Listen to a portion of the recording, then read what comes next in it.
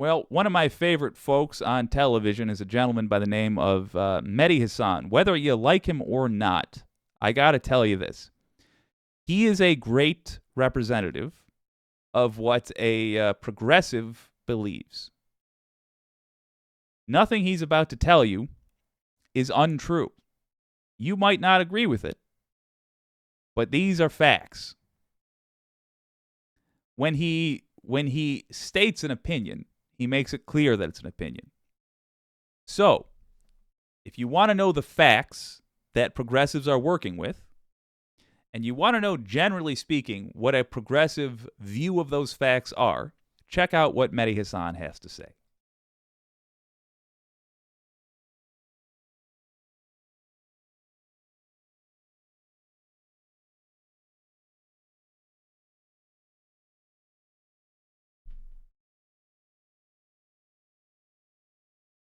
It's Henry Kissinger's 100th birthday. Yesterday. Yes, the man who served as National Security Advisor and Secretary of State to two Republican presidents, Richard Nixon and Gerald Ford, the author of more than a dozen best-selling books on foreign policy and grand strategy, and a man who's been described as arguably the most famous and controversial diplomat of the 20th century, turns a century old on Saturday, May the 27th. In fact, this past Monday, Kissinger blew out the candles on his 100th birthday cake on the Economic Club of New York stage in front of an adoring audience. And remember, it's not just conservatives who worship at the altar of the Henry Kissinger. Establishment liberals, top Democrats even, have fallen over one another to associate themselves with the great Kissinger, to heap praise upon his ginormous intellect and history. Hey, if you really don't like either party, I'm not saying you give lip service to not liking either party. I mean, you literally have no loyalty to either party. Consider being a progressive. You'll be in good company. Yes, Mehdi Hassan is dead on. Neoliberal is the word for most, not all, admittedly, but most conservative Democrats. Neoliberals love Henry Kissinger. It's not even fair to say the conservative Democrats. Honestly, there were Green Party people, folks. There were Green Party people in the early 2000s, if I recall correctly, who would say kind things about this guy. I think we've done good so far, but with ghouls like this, with people like George W. Bush as well, with people who have had their reputations laundered back in the era where nobody really paid attention to this stuff, we need to put in the effort, no matter what side we're on, but especially if we're on the Democratic side, to not let people get away with praising this war criminal. Good job, Mehdi. We're calling it out. Establishment liberals, top Democrats even, have fallen over one another to associate themselves with the great Kissinger, to heap praise upon his ginormous intellect and historic achievements. Barack Obama's administration honored Kissinger with a special award. Hillary Clinton called him her friend and said she relied on his counsel. Samantha Power, the self-styled champion of humanitarian interventions, went to a baseball game with Kissinger. Jackass. And Joe Biden, when he was a senator, toasted Kissinger. Although, to be fair, he hasn't yet invited him to the White House like all of his predecessors have done. Good. But look, here's what I want to do to mark Kissinger's 100th birthday. I want to talk about some of the many, many people around the world who didn't get to live till 100 or even 60, 70 or 80 because of Henry Kissinger, because of his support for brutal dictators, brutal regimes, brutal wars and war crimes. Let's start where else? In Southeast Asia. The war in Vietnam, which Kissinger may have ridiculously won a Nobel Peace Prize for ending, but which he prolonged and escalated in the first place, including a secret and illegal expansion of that bloody war to Laos and Cambodia. It was him. Thanks to a report released by the Department of Defense in 1973, we know that the National Security Council, headed by Henry A. Kissinger, approved each of the 3,875 Cambodia bombing raids in 1969 and 1970, as well as the methods for keeping them out of the newspapers. To quote Kissinger himself while instructing an all-out air assault on Cambodia, anything that flies on anything that moves. As Human Rights Watch noted in 2001, United States and South Vietnamese aerial bombings on Kissinger's watch left approximately 350,000 Laotian civilians and 600,000 Cambodian civilians dead. And just this past week, The Intercept reported... All right. Lefties, let's practice pitching to right-wingers right here and now. We're talking about Kissinger, a classic neoliberal and conservative darling. By the way, neoliberalism is a conservative value, in case you're wondering. I know it's got the word liberal in it, but it's neoliberal from the 50s. So, let's practice our pitch. I think, and hey, Jesse, if you're still here, first of all, kudos for having thick skin. Second of all, tell me if I got this wrong. Just my assessment up until now. I'm going to guess that what conservatives hear when they get that spiel by Mehdi Hassan is that the thing that we're complaining about is all the killing he was responsible for. And you know what? That'd be correct. We don't like the lefties. We don't like the killing. But that's not, to me, what makes this the most egregious. Because guess what? Barack Obama did a whole lot of killing of innocents. He drone striked the Jim Christ out of folks, including an American citizen. But I don't think he's as bad as Kissinger, not just because of the scale of what he did, which was smaller, admittedly, in terms of his killing. Because of this moment. Right, y'all? Let me go back.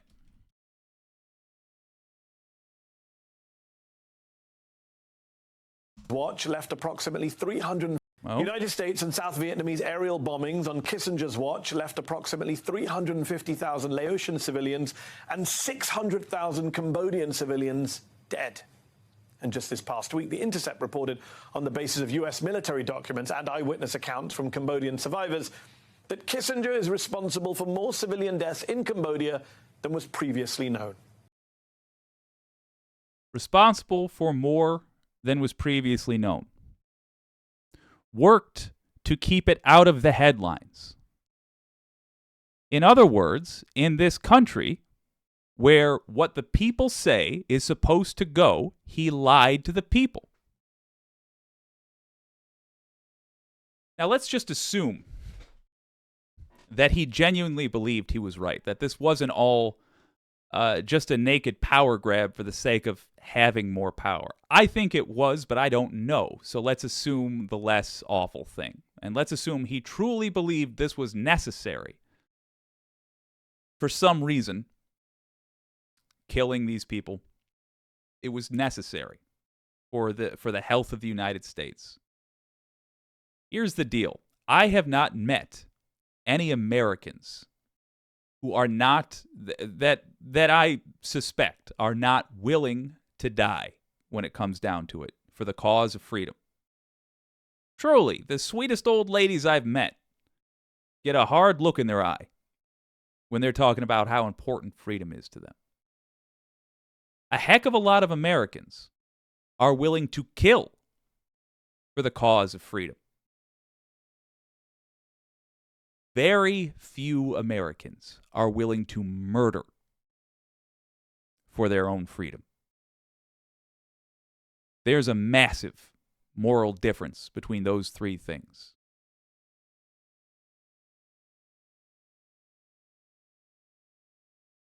You want to know whether or not what that punk was doing was murder, even if it was for freedom. It's pretty telling that he wasn't willing to let us know about it. He acted in our name without our consent. That's the problem with Henry Kissinger. Yes, the killing is bad, too. Obama's killing was bad. Bush's killing was bad. I don't think Obama should be in prison. I do think Bush should be in prison. I think this guy should be in prison. What's the difference? Lying to the American people. Bush lied about the weapons of mass destruction. He acknowledged it. He made a joke about it. We went to war for 2 decades. Kissinger lied. Kept this stuff out of the headlines. Kept this stuff out of the press. Took steps to make sure we didn't know about it. Killed a whole lot of people. And yet, Kissinger has never apologized for what he did to Laos or Cambodia, instead defending those bombing campaigns as legitimate attacks on North Vietnamese forces and saying he failed to see any moral issue with them. Still, as the late, great Anthony Bourdain once wrote, witness what Henry did in Cambodia, the fruits of his genius for statesmanship, and you will never understand why he's not sitting in the dock at The Hague next to Milosevic. Then there's Argentina. In 1976, a coup d'etat overthrew the elected president and replaced Eva Perón with a military junta. That junta then launched what's been called the Dirty War, the hunting down of political dissidents, of socialists, trade unionists, students. And they launched it with the approval, encouragement even, of Henry Kissinger.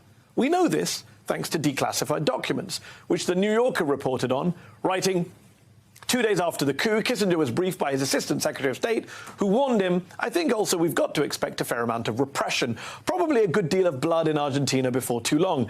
Kissinger replied, whatever chance they have, they will need a little encouragement, because I do want to encourage them.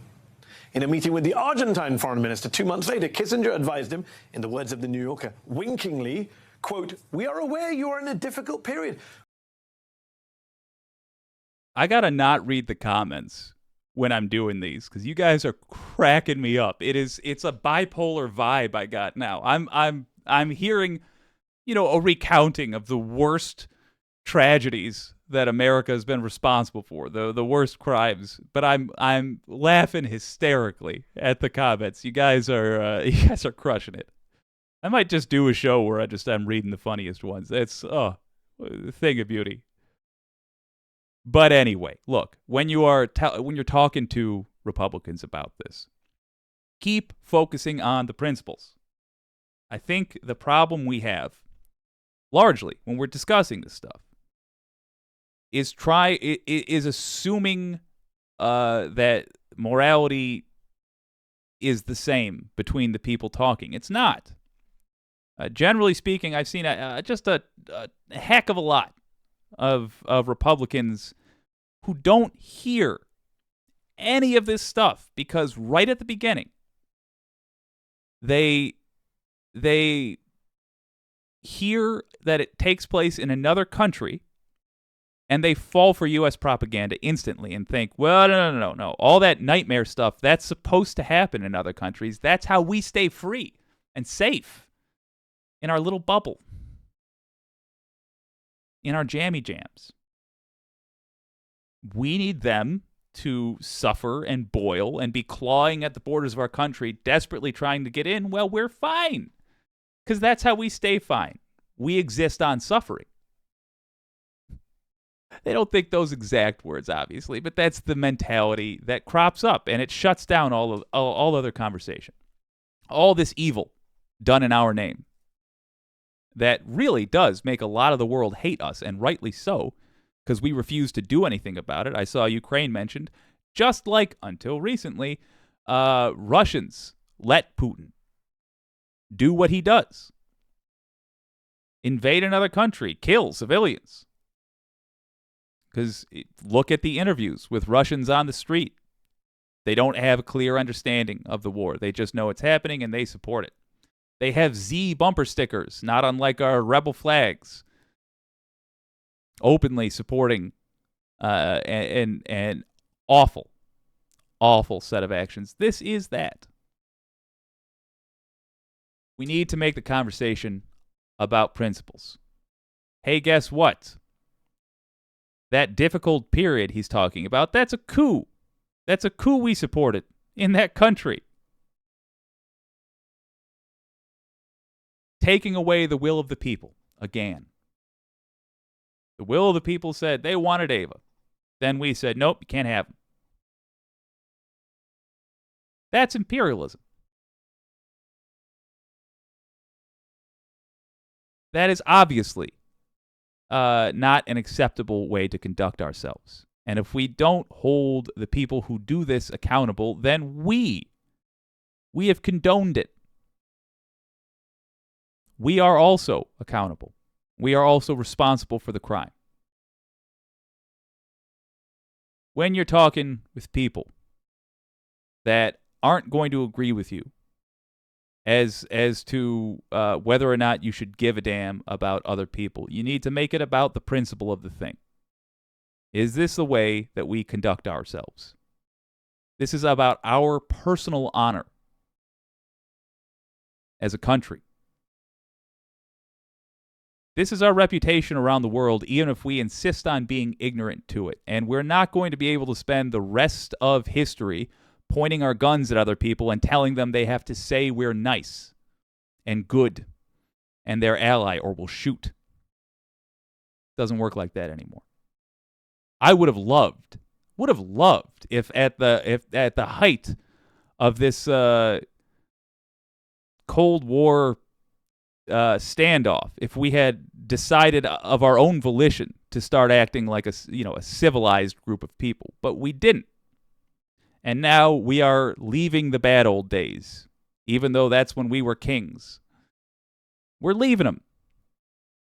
The world handles things with economics and conversations, for the most part, these days. It devastates a country to have an import suddenly not imported. Much more than a mortar shell does. And it's only going to increase from there. So now we have to, for our own self-interest. You can still be a selfish prick and choose to do the decent thing. We have to increase our soft power, our influence.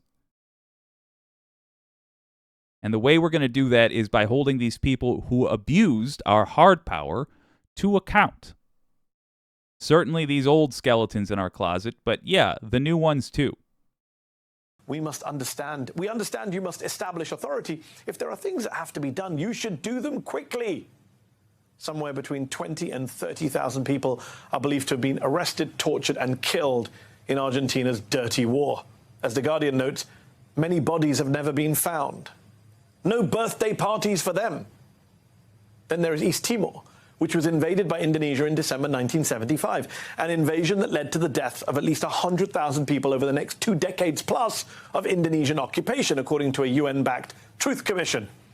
On the eve of that invasion, literally the day before, Kissinger, alongside President Ford, met with Indonesian dictator General Suharto and basically gave him the green light to invade. To quote Kissinger's advice to Suharto from a declassified document, "It is important that whatever you do succeeds quickly, but that it would be better if it were done after we returned to the United States." Then there's East Pakistan, now Bangladesh, which was attacked by a military-ruled West Pakistan, now just Pakistan, in 1971, a conflict that killed hundreds of thousands of Bengalis and displaced millions. And yet, as Princeton professor Gary Bass has shown, based on declassified documents and White House tapes, Kissinger stood stoutly behind Pakistan's generals, supporting the murderous regime at many of the most crucial moments. And when a US diplomat on the ground in what was then East Pakistan sent a cable to Washington warning of a genocide, Kissinger called the man a maniac and had him dismissed from his post. I could go on and on and on, sadly. I didn't even get to Chile and Kissinger's support for General Pinochet's coup there. I will. Here's why that's important and why I think that is probably the one I would have focused on out of all of these. Despite the just insane death toll that this murderer is responsible for. Chile, however the hell you're supposed to say it, they were going socialist. What they did was nationalize a lot of industries. After the Pinochet coup after Kissinger supported neoliberal policies, their economy nosedived as all of these industries were privatized again, except for one. Just one industry was held on to, and that, I believe, was the steel production. Well, guess what? That is the only reason the country survived. That's the only reason they were able to fund themselves, is that they held on to that one policy from the previous government, which was socialist. It was fear. We always hear that vaguely, these people have to suffer so that we don't. Problem is, the we they're talking about always is the rich people, is your boss, not you.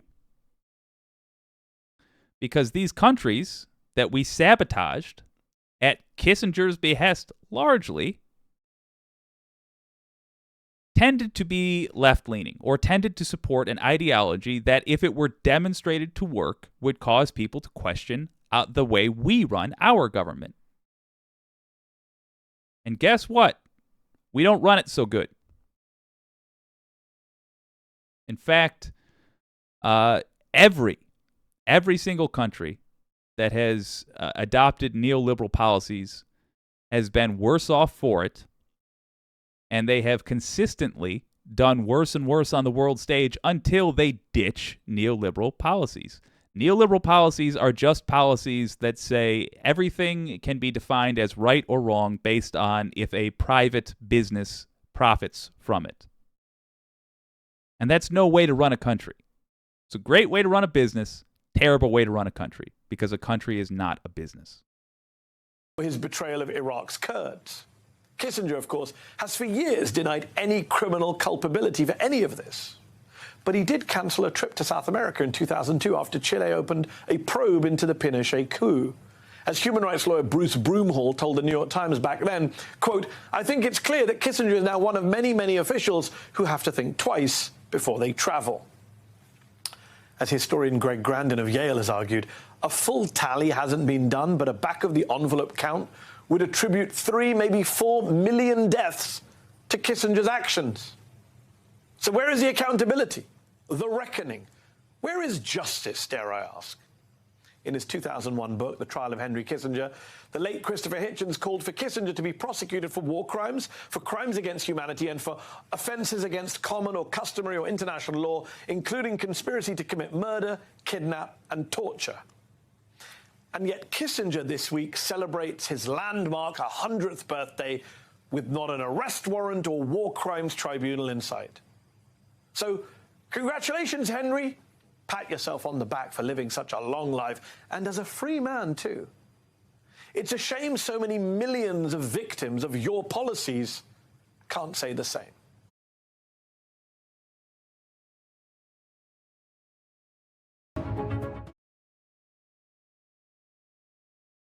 No notes beyond what I've already given for Mehdi Hassan. 3 to 4 million deaths.